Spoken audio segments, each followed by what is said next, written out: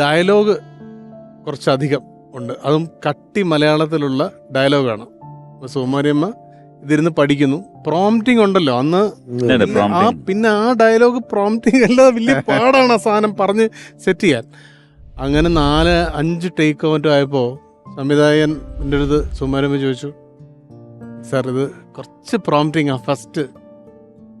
അപ്പോൾ സംവിധായകൻ അപ്പോൾ ഇതിനകം ഭയങ്കരമായിട്ട് ഹറാസ് ചെയ്യുന്നുണ്ട്, നിങ്ങൾ ഇവിടെ ഇത്രയും 1000 സിനിമ അഭിനയിച്ചു എന്നൊക്കെ പറഞ്ഞിട്ട് എവിടെ എന്നൊക്കെ ചോദിക്കുന്നുണ്ട് ആള്.